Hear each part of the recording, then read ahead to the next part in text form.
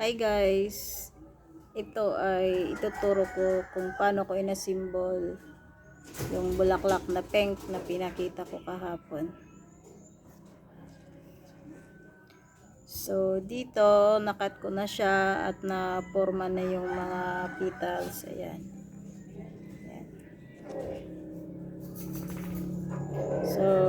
So next ay papakita ko na lang kung paano ko siya kinakat at nagkaganito at yung the way siya nag-curve. So, hindi ko siya guys ipapast forward dito lang ng mga video kung iba ipinapast forward ko.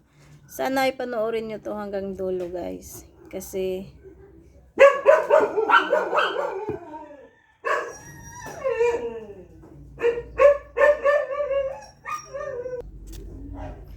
so, una ay ito, pinupod ko sa gitna.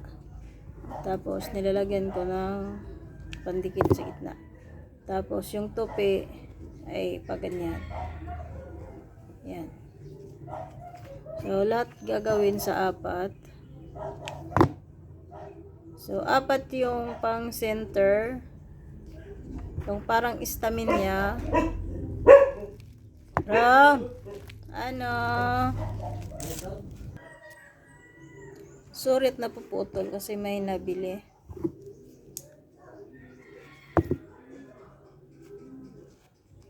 So, ayan na yung apat. Ayan. Ito. So, ngayon ay ilalagay na natin sa stick. Yung gamit ko ngayon ay barbecue stick. Ayan.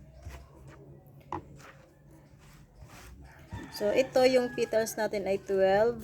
Ito naman ay 4.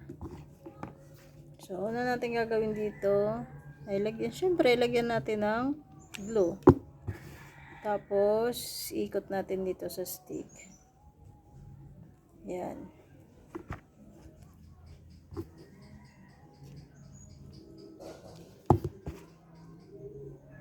Yung apat. Syempre, laging mag-iingat tayo sa glue gun. Kasi sobrang mainit talaga yan.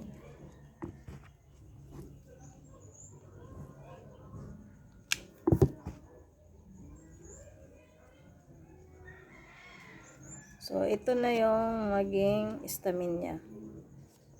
Yan. So, ngayon, ay maglagay na tayo ng petals.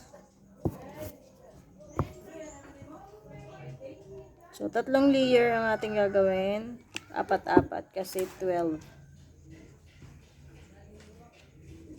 Diskarte na natin yung paggawa ng petals. Ako kasi magkatapatan yung inuuna ko.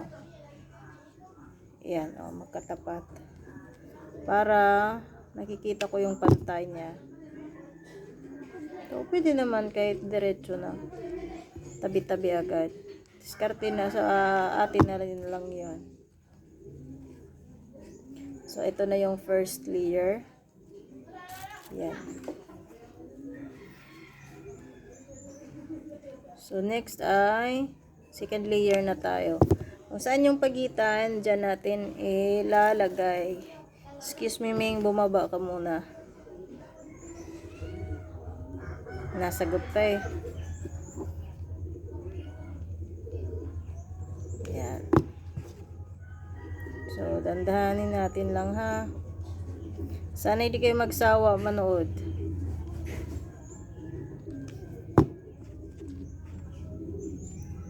Kasi may mga nagko-comment na ipapakita ko daw yung buong video. So, hindi naman to buong video eh. Kasi hindi ko pa nakapakita yung paano ko yung ginupit. Yung satin. Ito ay gawa sa satin. So, yan na yung 2 layers.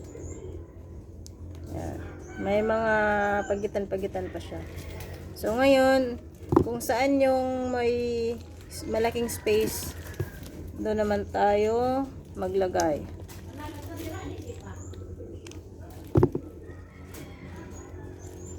Yan. Pa natin yung mga butas. Hindi yung feelings, aray. At huwag tayong pumayag na gawing panakip butas. Ano ba yun? Nagtututorial tayo, iba yung sinasabi eh. So, ito na yung last. Sana last ka rin niya. Ano ba day? Sinisingitan mo eh.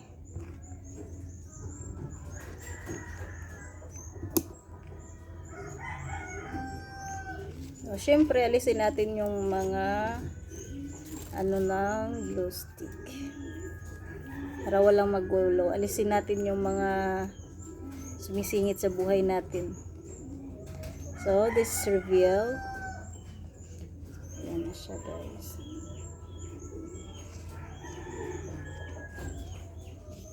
So, pink muna yung nagawa ko kasi pink na yung kinat ko kahapon. Nagkakat na kasi ako ng isang buong ribbon. So, thank you so much for watching. Sana ay tinapos nyo, guys. Yan. Comment kung hanggang ilang minuto kayo nanonood. So, thank you for watching and God bless.